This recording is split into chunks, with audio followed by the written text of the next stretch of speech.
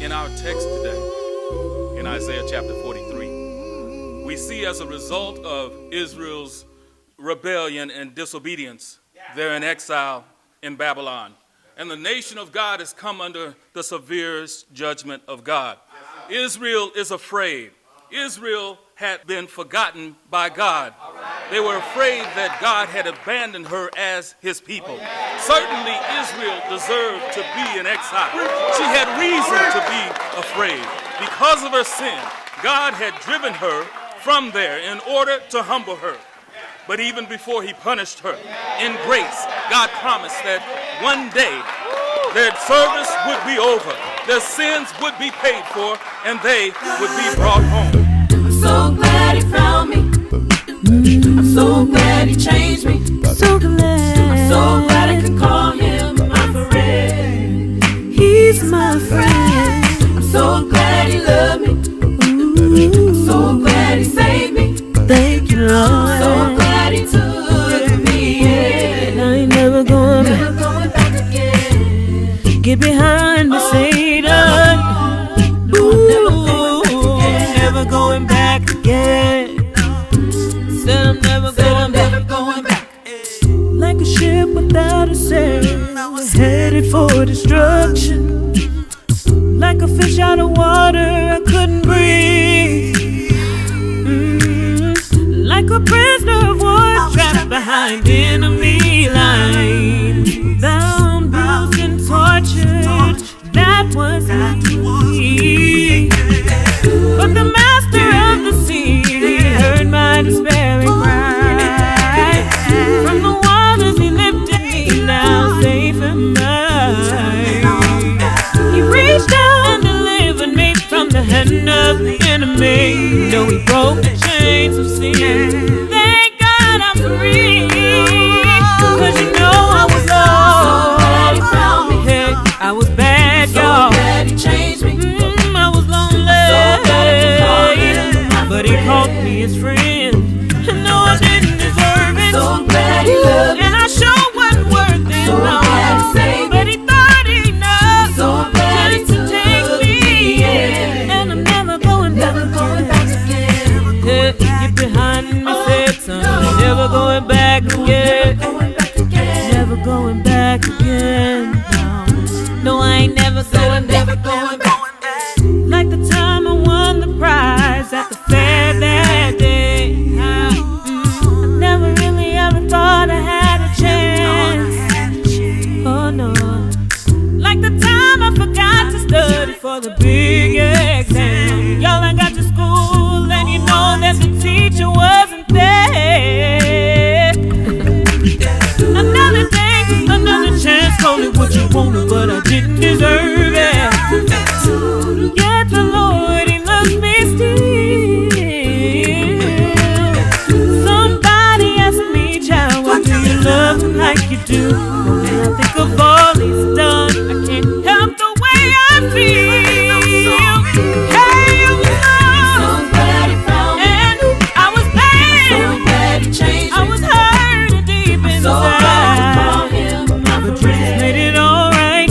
How in the world could you love So me? glad he loved me. Oh, wait, you think you love So me? glad he saved me. There ain't no way in the world So glad he that I'd ever go took me back. in. No, I ain't never going back going back. to the depression and the fear of the past that used to bind me. I broke free from the pain and the strain. I put it behind me. Now I'm loose from my chains, and I'm walking in his name. And with this freedom that I've gained, ain't no way I'll ever be the same. And I'm so glad that he saved me, that he raised So me, glad I could call him that he my forgave friend. me. So glad that he loved So me, glad he loved me. just to know that he cares. So glad he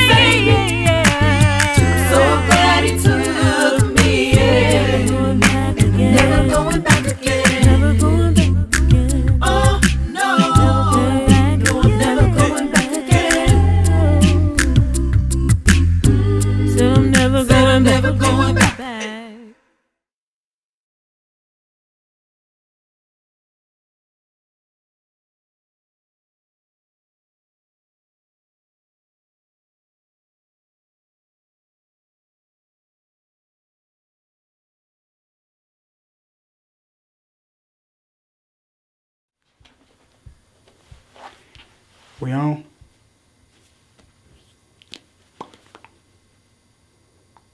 But are we on? Hey everybody, welcome to This Is My View. I'm your host, Chris. Usually I have another guy here with me, but he couldn't make it tonight, so we will continue to roll on with the show. Tonight we're going to try to keep it pretty simple. We're going to attempt to talk about making the Bible practical to you. Also, we have a video from Dr. David Lane I think you should really look into. I've really been enjoying studying him. And we have some other things going on. So I believe first things first, we're going to start out with a video by David Lane. I'm not sure, but that's the video. That's what we're going to do. We're going to go ahead and start with that video by David Lane. So check it out and tell us what you think. Your mess and turn it into a ministry. God can take your mess and turn it into a ministry. God can take your mess and turn it into a ministry. Turn it over to God. Use you. Yes, turn it over to God. Use you. Listen to the story that you might not know about me. Welcome to installment number 2 of our stress devotional series on All Stressed Up and No Place to Go. We read for our devotion Psalms 23 and verse number 1. I know you can quote it from memory, so quote it with me.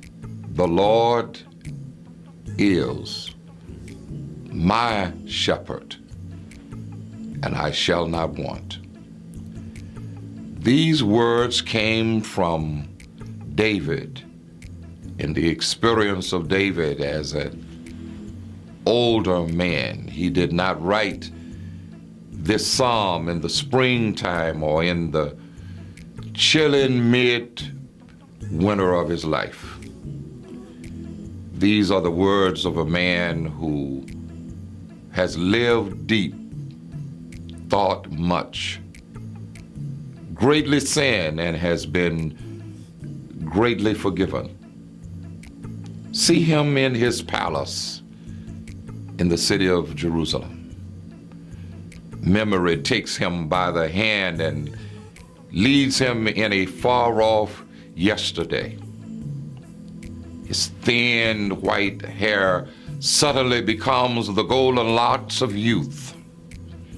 His scepter becomes a shepherd's staff, and his palace roof lifts and gives birth to flowing green pastures and still waters.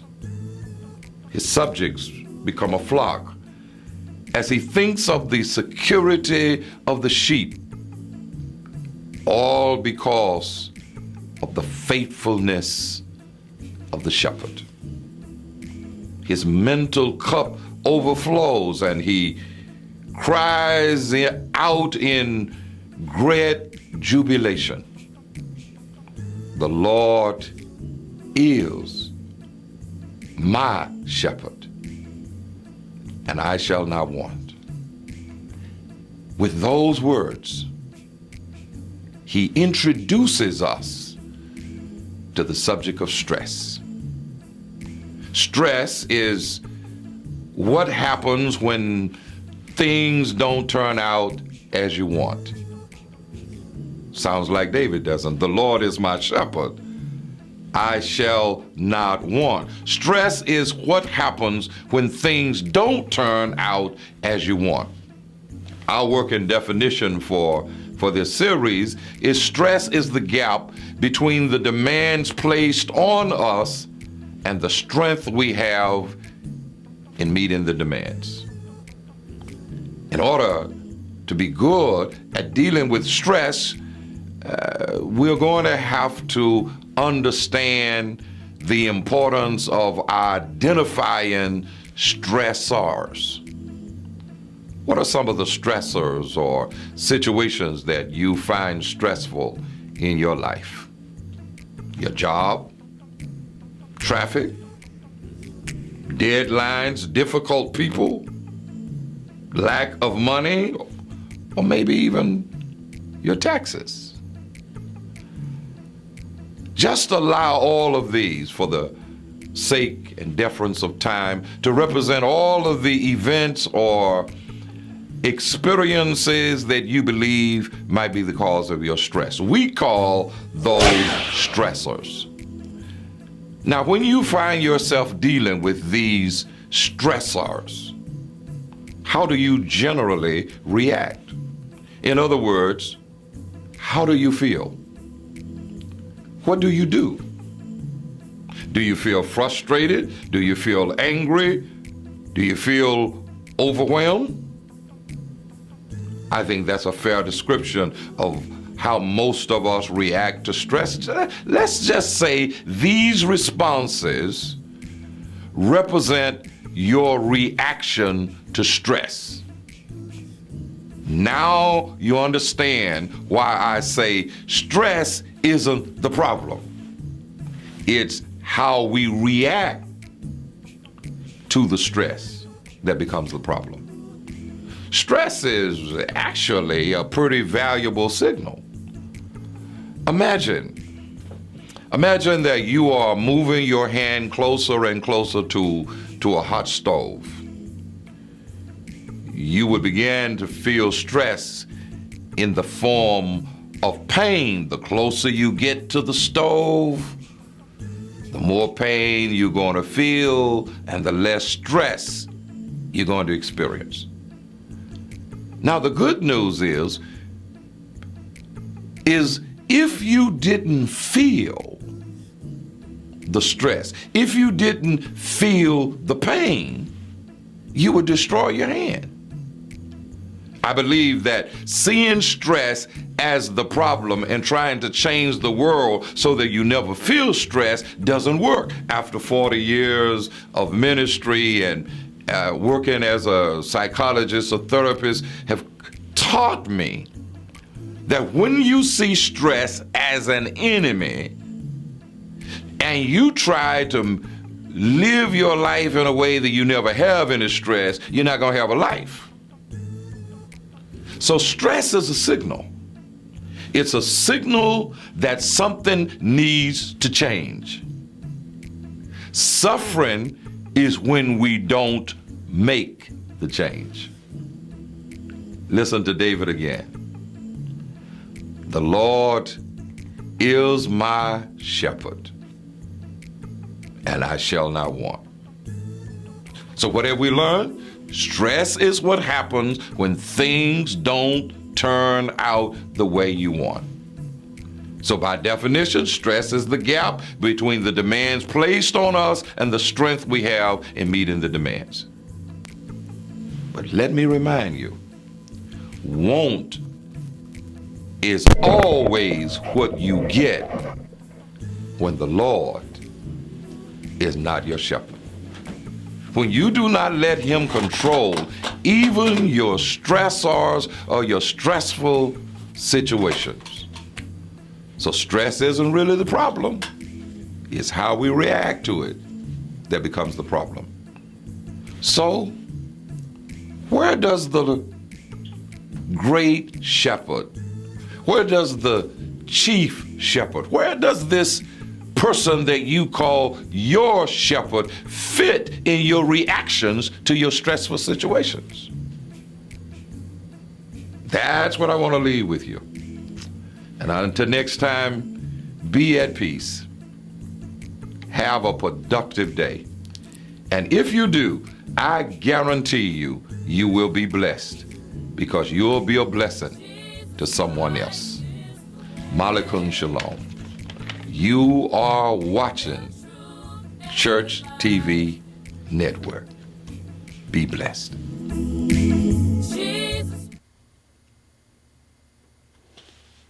That was Dr. David Lane. That's a little mini-series he's doing. Tune in. There'll be more to come. Apparently, they're going to try to do this every week. But you can find that on the morning playlist, morning devotionals playlist on the Church TV Network tab. And it's dealing with stress. This is something I think we all go through at some point in time. So this will be really fun to check it out. And Apparently, there's going to be a whole bunch of them. So I'm excited. I hope you're excited too. We can just check those out. Also, in other news, we all know April's coming up, and April means one thing: homecoming for Southside. If you want to log in or register, go to southsiderogersville.org.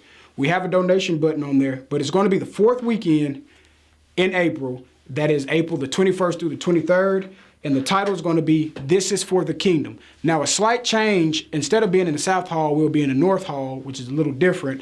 So, of course, there'll be announcements and things like that hopefully on Church TV Network and on our Facebook page, all our pages. We'll try to keep you updated as much as we can. But you can go ahead and register. Once again, that's southsiderogersville.org.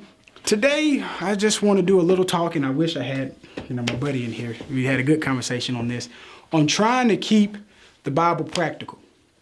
And a lot of times, well, I know for me, I struggle with, I used to struggle with trying to make sure I completely understood what was being said to me and how I could actually apply that to my everyday walks of life. So whether it was turning the other cheek or making sure I was doing the acts of worship correctly, from anything like that, I really wanted to make sure I was doing it well and wanted to make sure I was applying it. Well, one thing for me that's really helped, and this is just a suggestion, I've found some books that sort of go in great detail about how the Bible is. Now, granted, of course, the Bible is fairly simple, but sometimes you just want to get a little bit more knowledge. And so I found a couple of books that really, really do a great job of helping me with that. Of course, this one by far has to be my favorite, the Baker's Illustrated Bible Commentary. And this book, for the past couple of weeks, has been my go-to. When I read anything, I can look and find it, and it sort of gives me a clear-cut detail of it, what was going on in that time. And so it's really, really been inspirational for me, really been helping me in my everyday walks of life. But yeah, just a couple of things for me to try to make it simple is a lot of times we just read the Bible as if we're looking at words, but try to think of it as something that has actually happened to people. Like Jesus was a real person, John, the apostles, everybody in the Bible that you hear of were real people. And so, of course, they go through trying times. I love using the example of Joseph because that, to me, is just the worst predicament to be in, to have your whole family turn their back on you, beat you up, throw you in a ditch, take you out, sell you, and then in the end need you. It just is a good story to me to show how you should act, especially on the spiritual aspect wherever you go. If you notice, Joseph kept God first, and every day he kept Jesus first, and that's something that's really important to me, and that's what I'm really striving to do nowadays, is really just try to keep Jesus first. And so Joseph is a really great example to use, but try to think of the Bible as more so as something that really happened, like an actual history book instead of like a storybook. And I think that'll sort of kind of help you. But yeah, there's some other books that sort of help, like this visual guide to Bible events. This has really sort of been helping me, but it's just a couple of books I have. You can find those on Lifeway, Amazon, eBay. They're the easiest books to grab hold to. But most of all, I think we should always pray that God gives us the understanding when we do read the Bible and how to apply it. And that's one thing I think that'll really, really definitely help. But right now we're going to take another break. We have a group I just absolutely love to hear. Old school group. They've been around for about, 70 years or so. It's the Inner City Singers. Am I saying this right? Let me see. The Inner City Singers. Yeah, it just sounds like I'm pushing it all together. But they're going to be doing I'll Fly Away. We have a video of that, so check it out. Please tell me what you think. I'll fly away. I'll fly away. Oh, yes, I will. I'll fly away. At the end of a life journey, close of the day, when I've done all that I can do, and said everything I can say, I want to take all the wings of the morning and fly away. I'll fly away. I'll fly away. I'll fly away. I'll fly away. In my life Down at the close of the day, when I've done all that I can do, and said everything that I can say, I'm gonna take away the weeds of the morning and fly away. I'll fly away. Just a few more weary days and then weary days. Weary days and then my trouble will be over. It's over. I'm gonna leave this world of sin when I've done all that I can do and said everything that I can say. I wanna take all the weeds of the morning and fly away. I'll fly away. I'll fly away.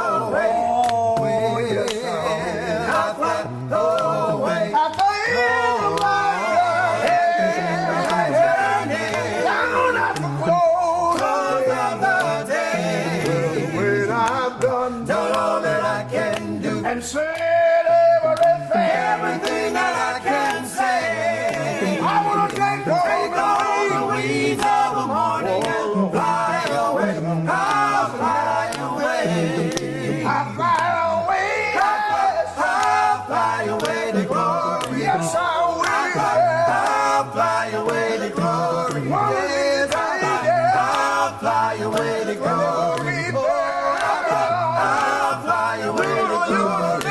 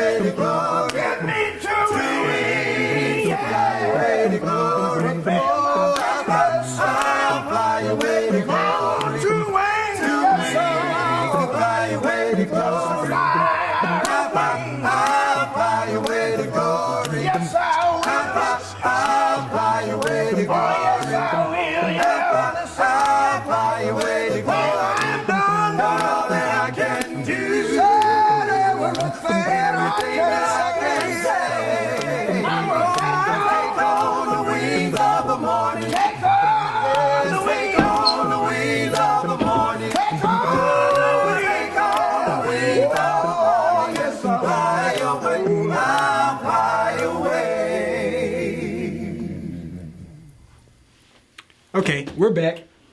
Everybody, I'd like to introduce the producer, the co-producer, the creator. This is the man behind the camera that does everything for us, Brother Brian Malone. He's going to be helping me out for the next couple of minutes as we get ready to close. Yeah, since Javan didn't show up tonight. Yeah, but it's okay. It was school, so go ahead and get your schoolwork. But yeah, I love Inner City Singers. Man, that's my group, man. You know, we grew up on Inner City Singers. We really did, and we learned a lot. It was between, when John and I were growing up, it was between the Inner City Singers or the Jackson 5, and so, of course, we chose the Inner City Singers. They've been around for so long. Like, how long do you think they've been around? Man, they've been around a long time. I guess, I don't want to tell my age. They've been around a long time. Sorry, Brother Brian, we all know you're so old, but it's okay. But yeah, I enjoy the Inner City Singers a lot.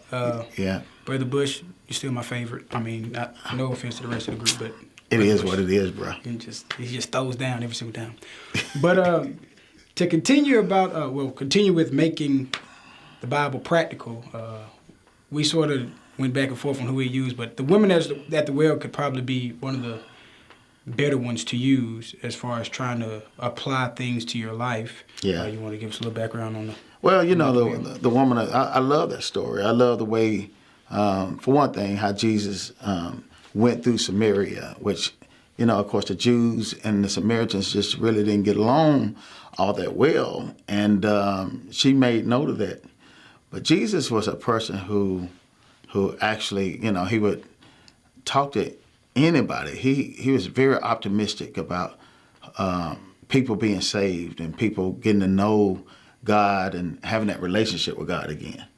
So I think that right there, I think we can apply that in a big way. And I think as his people, as his church, I think we probably can do a much better job.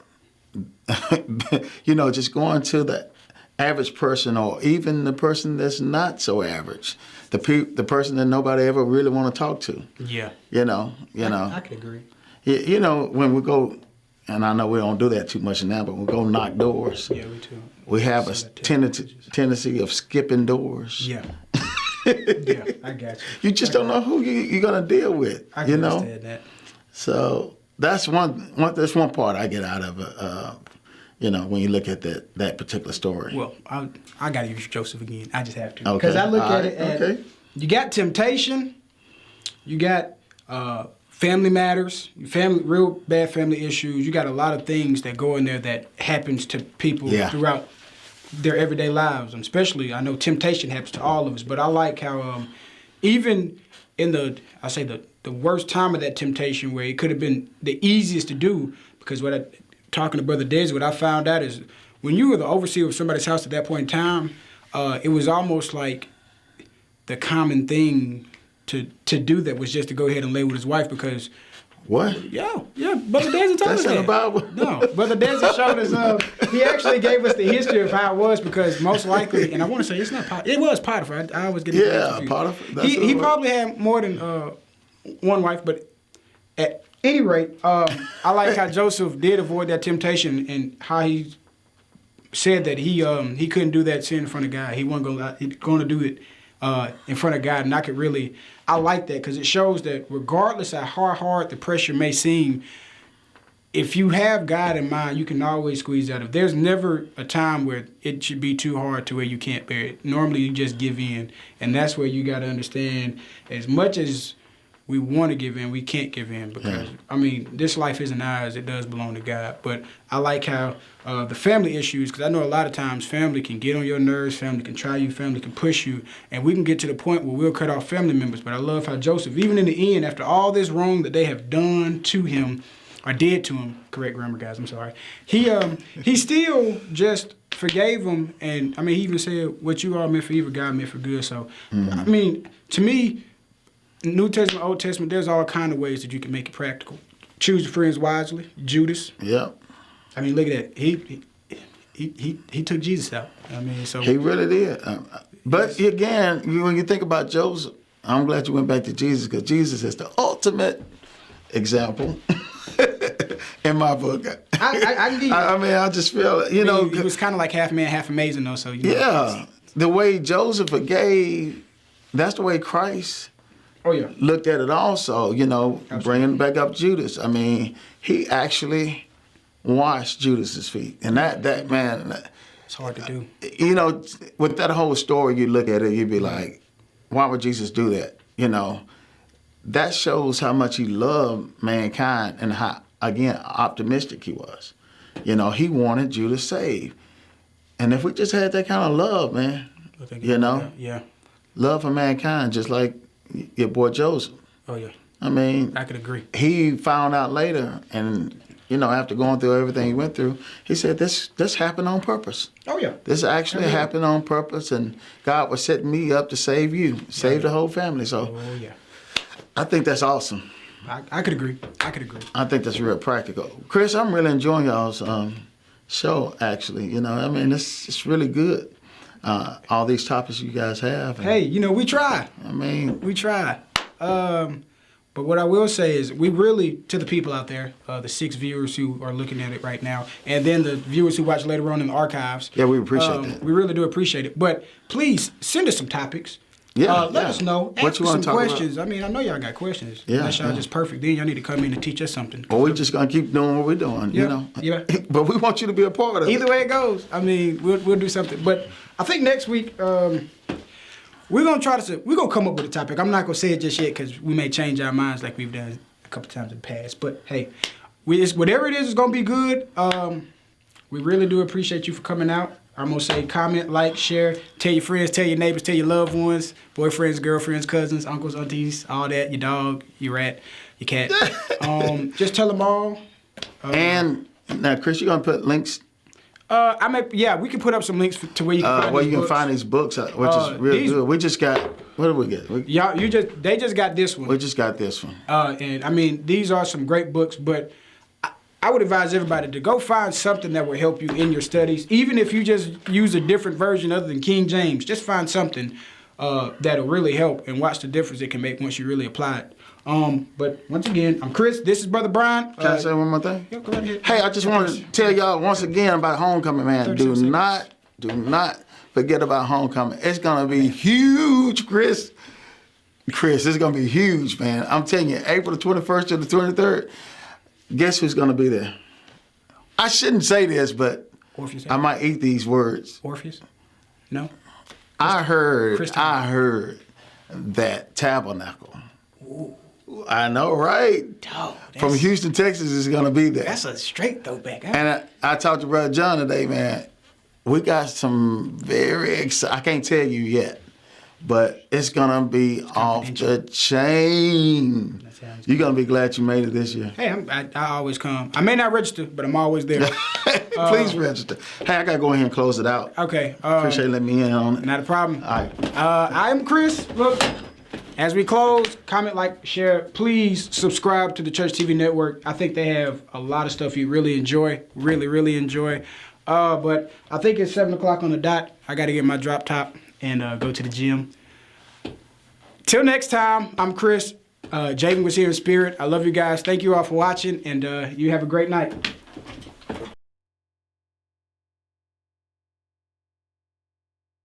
Tune in every single day and be blessed.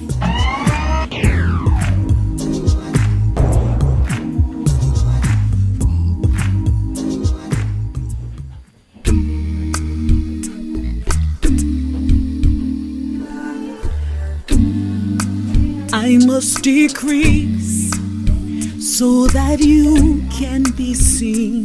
No, it's not about me. Sometimes I'm all in the way. Lord, what can I say? Please forgive me. Oh, I am sorry. See, Lord, in the picture, you are much bigger. I'm just a figure in the shadow of your love. My part in the story simply reflects your glory. We praise you, Lord, and we lift you up. We magnify, we lift you up. Yes, we do, Lord, we glorify. See, it's not about us, no. It's not about me. Not about me, Lord. I must decrease, Lord, we lift you high. Let your glory be seen in me. I must decrease, yeah. Sickness and pain, storms and the rain, Lord, sometimes I don't understand it, but it's all in your hand and in line with your plan. Lord, grant me the strength just to bear it. Lord, why do I ever question your unfailing love and your infinite wisdom? Lord, I surrender my life in your hands, to your will and your way. In my pain, Lord, I lift up your name. I give you all of the glory. In the midst of my storm, I realize, Lord, it ain't about us. No, no. It's not about me. I must decrease. Lord, we lift you high. Let your glory be seen in me. Oh, my prayer, desire, my plea. Lord, more of you, less of me. I want the whole world to see your glory. Lord, help me walk where you call, though I don't understand it all. Lord, let me be crucified so you can be lifted higher and higher. In the midst of my storm and I'm going through the rain, Lord, there's peace in my soul, cause it's all for your name, Lord. All for your glory, Lord. See, there's two things I know. It's all according to your purpose, and it's working for my good, and that makes it all good. Yeah. So at times when I don't understand, I keep thinking about Jesus as he bear the weight of the cross, marching up Calvary's hill. He said, Father, not my will, see it here about me. See, I'm gonna decrease till only you can be seen. So I keep telling myself,